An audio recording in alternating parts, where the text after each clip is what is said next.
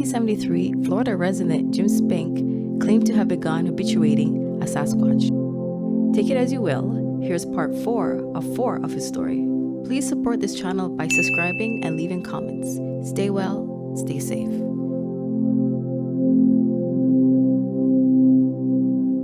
And the hair on his head was like a perfect ball of kinky afro-type hair. The rest of the body was straight, dark hair, maybe 2 inches in length. But it was everywhere, I mean all the way down his body, right over the tops of his feet. So he was well covered, yet it wasn't thick like fur. It was thin, and yet it was thorough. It was, complete coverage. Absolutely amazing. The rippling of the muscles, very healthy. A low, slender waist, a large, like a barrel chest. There is a sketch that a police artist did for me immediately after that trip.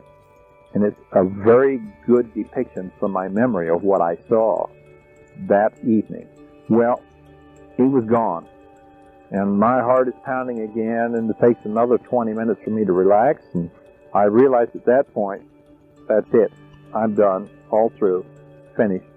So I get up, take my blowgun, go back to camp, start a fire, put things away, start playing my harmonica, just to let him know exactly where I'm at.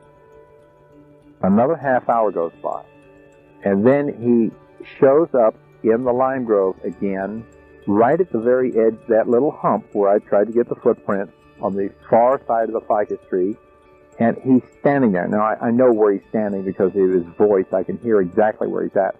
And he starts screaming at me, and you could tell, he was saying, "You no good so-and-so, how dare you sneak up on me like that?" And the proof of that thought is that for the rest of the time I was there that trip, he would not go anywhere near that part of the island. Wouldn't touch it for nothing. Not any time of the day or night. Well, some lesson. But I got to see him face to face twice at, 5 feet, 6 feet? Because he was standing right up at the top of this hole at my feet. Phenomenal. I mean, healthy, just amazing. Did not see facial details because all that afro hair on his head. But everything else, the arms, the legs, the length of the bones, the waist, the thickness, all that, just amazing, just phenomenal and scary. One of the interesting observations I made about the family that first year was there was no indication that it was a mother thing with the baby. First of all, the baby might have been 6, 8 years of age. Well, for them, that's fairly old as far as independence. And I found footprints of the baby down by this little pond and nobody else's. So it felt quite confident to move around on its own. But my sense was that the parent, both the male and female, took equal responsibility for that child, for its protection, for its sustenance, feeding, everything. It wasn't just the mother's supposed to do it thing. And the idea that the teenager showed up year after year afterwards by himself, kind of like the beavers. Once it gets too crowded in a pond, the youngster has to leave and find its own pond. And that's my sense, that it achieved its manhood, so to speak, or its adulthood, and had its own territory now, and off they went. So I never did see them again or hear of them for the next 5 years after that first trip. And then, by the 5th trip, which is where this all started, I had finally gathered up some old stereo cameras, Revere's, White, Kodak, etc. I had taken a course in photogrammetry at the college, first time they'd ever taught it at this community college, stereo photography, reconstruction in 3D. And I found these, they were 20 years old, 25 years old at least, and this was in the 70s. I rigged them up with solenoids right into the firing mechanism so they could be triggered by a smoke alarm battery. And then I found a company in California with heat sensors. I got some plexiglass weather housing, some boxes made, some stands, and some flash units, and so forth and so on. So I had 5 of these units, because each year I went, I just didn't have anything that would take a picture, at least without me being right there holding the camera. So for the first time, as I explored through various camera shops and through magazines and phone calls all over everywhere, and nobody was willing to teach me anything about wilderness remote photography or anything, I found these stereo cameras. So when I got back to the island that fifth trip, it took me 10 days just to get settled in. Put things away, find the bee tree and the lay of the land and find out what was going on and so forth. So that 10th day then, I put together 3 of these cameras, got the film loaded in, the cameras set up with the solenoids and the batteries connected, mounted them on stands, put targets out in the field of view and the flash units up, and tied them off to tree branches because the arms were just real thin, 1/8 inch thick aluminum channel. It was very flimsy, so I needed something to hold the flash up at a 45-degree angle with a 5 blue bulb. And the weather housing had a 1/2 inch thick clear plexiglass faceplate, and then the weather housing was sealed up with a heat sensor on top, and then it had to be focused. For example, there was a small tree near the big ficus on the other side of the trail, so I set it back by that tree so that if he came up through the lime grove, he wouldn't see the camera until he had come down the trail, got to the tree, and it saw him. So I set it up that way, targets by the tree, and it had to be focused alongside of the tree because any raccoon that got in front of that heat sensor would set it off. And it was focused at 12 feet, and I had a 5 blue bulb, which has almost a 1-second burn. I set it at f7, I calculated it out, and then I kind of crabbed a little bit for 1/10 of a second because the contacts were old and it needed a longer duration and blah, blah, blah. Anyway, I got 3 of those 5 set up that day. That night, around midnight, I see a flash and I hear him scream, and I'm grinning from ear to ear. And then he starts getting POs. The following morning, I go out. Sure enough, the picture had been taken, flash had been fired. I advanced the film, put in a new bulb, then I go out and I set up 2 more cameras and sat there for 4 months and not a single thing. Oh, he was still on the island for a little while after that, but he would go nowhere near my camp at all, not in front, not behind, not nothing. And then he just vanished, and that was it. And I sat and I waited and I waited and I waited, and nothing. And remember, every time I'd quit my project and go back home, and I'd try to get support again, nothing. I was just a crazy man. And each year I kept going back, thinking, I've got to get enough this time to prove it. So, by the end of that 4 months, which was almost 5 months on the island, I quit. And that was it. Finished. Done. I had taken the film in for processing. Told them, don't cut it. So they sent it to New York to Kodak. So I had to wait a week, so all the way back to the island. And then a week later, rowboat or boat into town, and then 13 miles to the, and then another 16 miles to the nearest town where you get photo processing. And there was my pictures, all cut and mounted as slides. And the one that I thought was a picture of him looked like a thumb smudge. What a delight. 5 years in the field, or 5 field trips, 24 months, over a 6-year period, and I've got a thumb smudge. And it wasn't until a month later when I finally got back to Miami and I'm showing this smudge to a waitress, she says, I see a face. In fact, I see 3 faces. And sure enough, he had evidently climbed up that little tree and swung down in front of the camera. And when he fired the camera through that heat sensor, he was within 12 inches of that face plate. First of all, when the film was processed, his picture and the picture of an arm and a hand were the only ones right side up. And normally film processes upside down in a camera. Second, because it was stereo, its point of parallax was at 12 inches, and his face showed up in one lens and his arm in the other one. They were 35 millimeter. So, no, they were 28 millimeter, so they were fairly wide angle, and yet they did not see each other. So he had to be right smack dab in front of it. And it was focused on the night sky alongside this tree, and all the dark areas that should have been dark, the sky, were white. And for years, nobody could figure that out. Not Kodak, not nobody. Then I realized when that flash hit his face, it reflected against, it flared on this clear plastic faceplate. So all the black areas turned white. So I have a wonderfully complex picture of his face within 12 inches.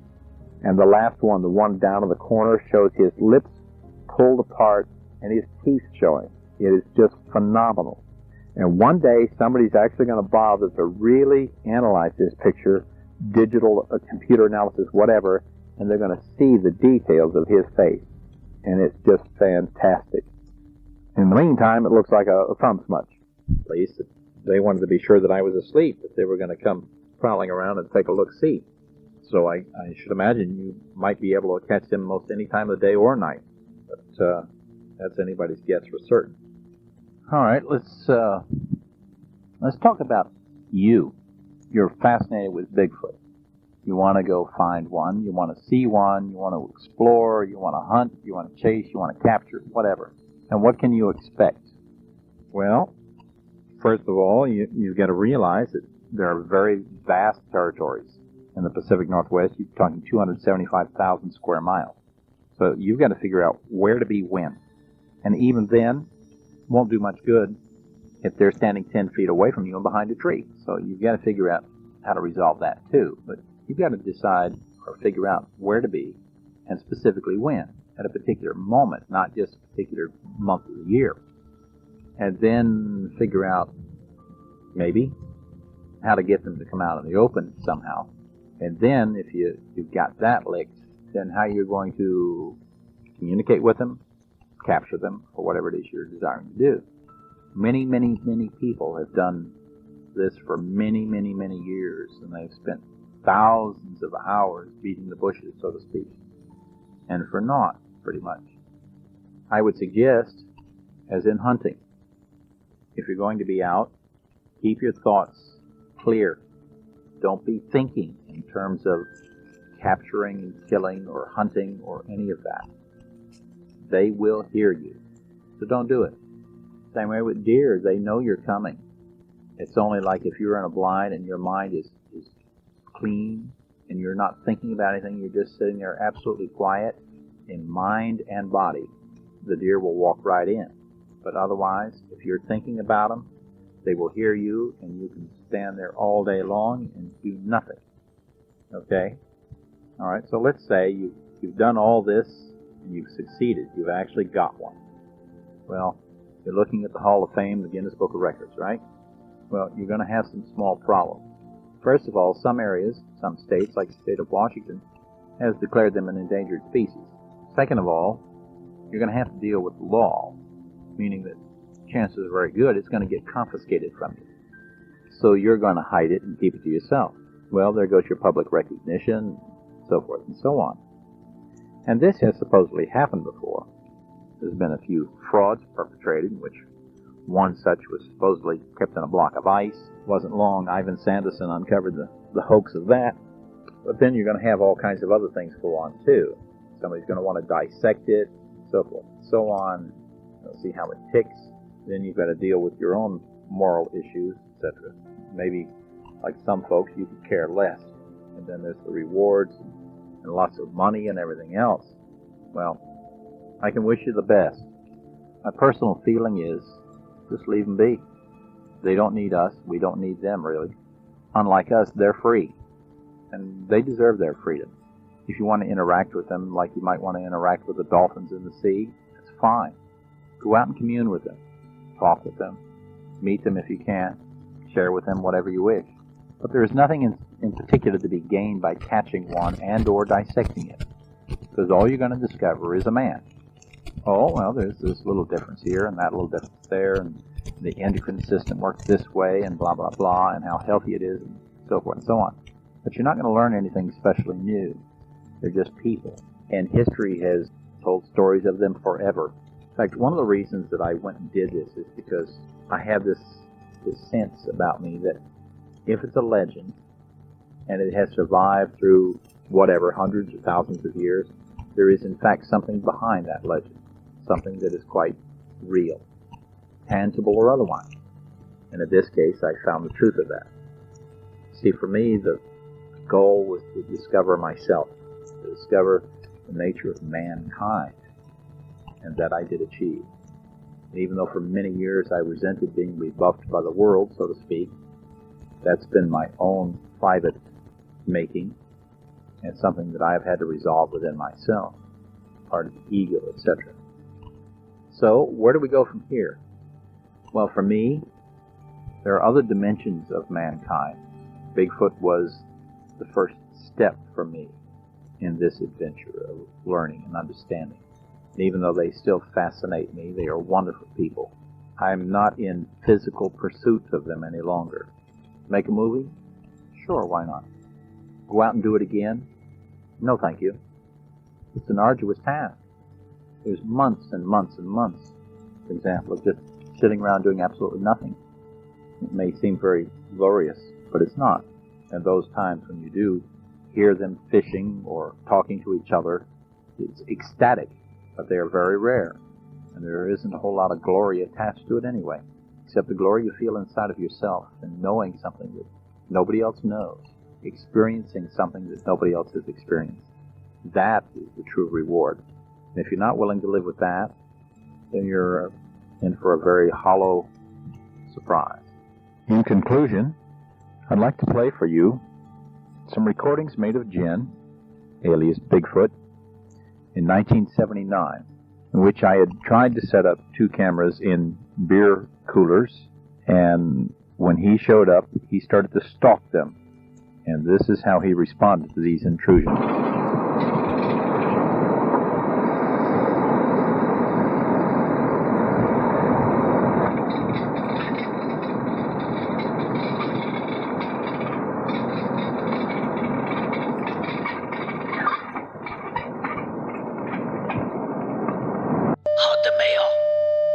Let's clean that audio up so that we can actually hear those purported Sasquatch sounds. Big shout out to Monster Sleuth for helping out here.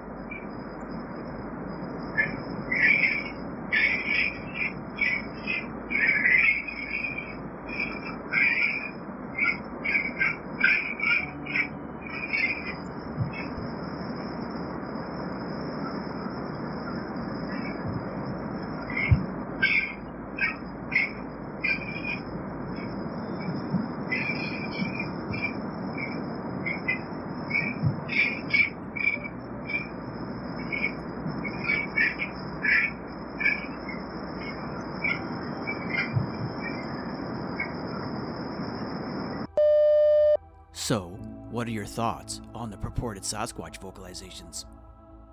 Please leave a comment. I'll withhold my thoughts and conclusions for now. Back to the show. So now you've had a chance to hear his actual voice.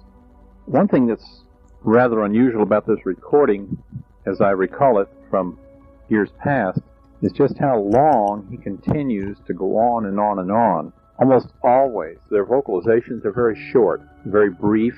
It's a chase, it's a kill, it's a taunt of the raccoons up on the tree, but invariably it doesn't last very long at all. Their life is spent a great amount of the time in silence. So this is a very unusual recording all by itself. Yes, there is windage, there's buffeting of the microphone, there's a lot of tape hiss. It wasn't much I could do about that. Must be time to stop. One could go on for hours and hours and hours on this subject. All the experiences, all the adventures, all the trials and tribulations. There has to be a time when you just say enough is enough for the moment. I thank you for listening, participating with me in this adventure of my life. These people are fascinating people. They are quiet, harmonious with nature, peaceable individuals. They don't kill except what they need to sustain themselves. They are loving of their children. They make war on nothing. They pollute or destroy nothing. I honor them for their natural wisdom. I have a wish for you that if and when you decide to pursue your own adventure, whatever it may be, that you do so boldly and forthrightly. Do not be afraid of the opinions of others. Be happy and excited in what you find to explore. Don't listen to anybody's rules, nobody's criteria. Trust that inner sense you've got within you and just do it. Let your mind work for you and take your spirit and your energy and go forward in any endeavor you seek. One thing about God that I have learned through all of these studies and efforts is that in a greater sense, God doesn't care. You can have absolutely anything you want, and all you've got to do is ask. And God is more than happy to give it to you. I chose lack and poverty for many, many years and suffering, and I got it. And this is why it's 20 years later that I'm just now doing this recording. So I wish you the best. And please remember, no matter what you do in your life, it can never be wrong, because everything you do teaches, and how can wisdom ever be wrong? Thank you.